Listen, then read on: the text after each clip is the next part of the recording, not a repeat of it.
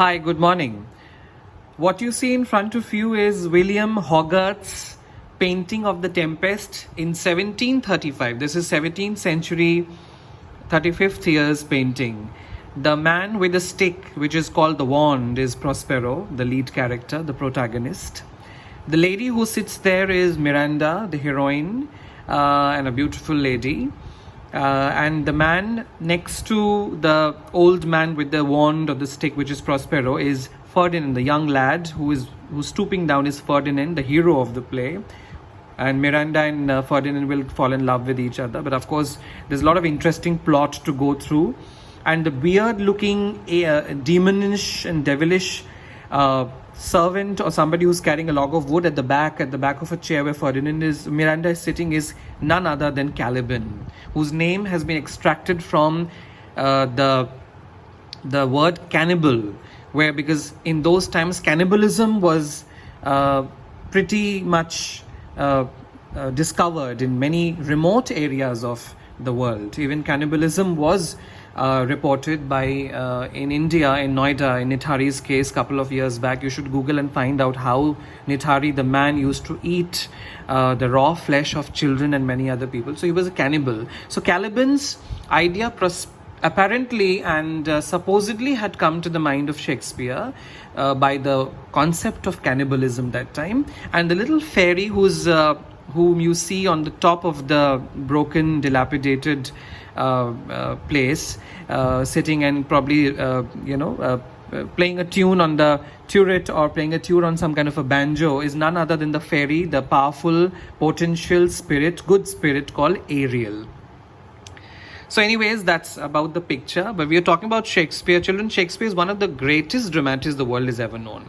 And I equated him with Raj Kapoor Saab yesterday in the module, because these people, and along with the inline Sanjay Leela Bhansali, or directors like Karan Johar and many of these great people, you must have seen their movies and the play that they write, the movies that they are very famous, they're very hit.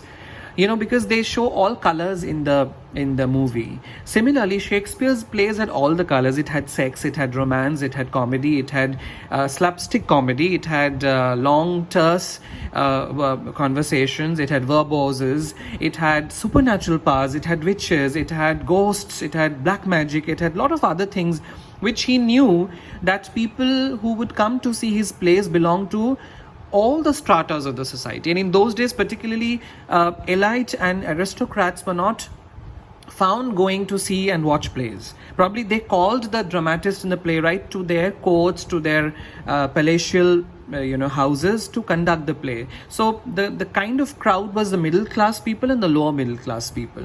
So Shakespeare knew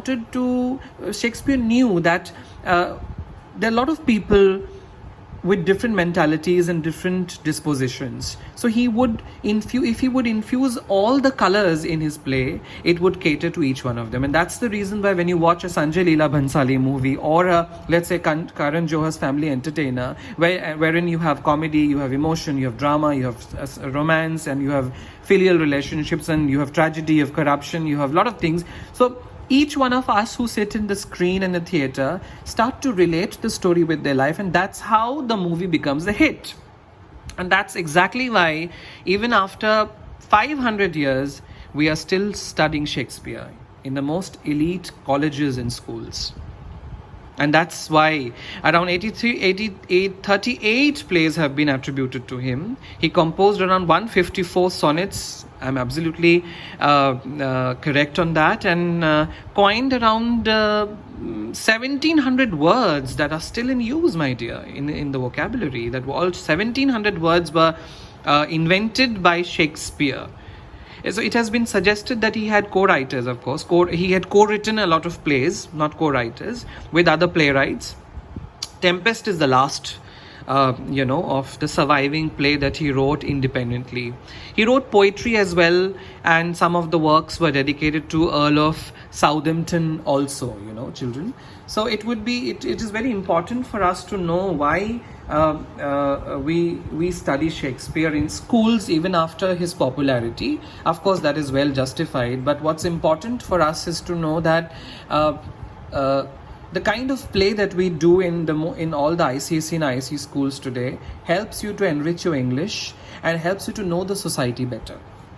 And that's exactly why I feel, with magical creatures and an exotic desert island combined with dashes of mystery in this particular play, comedy and romance will make Tempest a very, very good choice for all of you. In fact, that is the reason why Council had introduced this play, which I had studied way back in my school time. So I'm very glad that I'll be able to teach you with a lot of interest in going back to my school days and harboring a lot of nostalgia.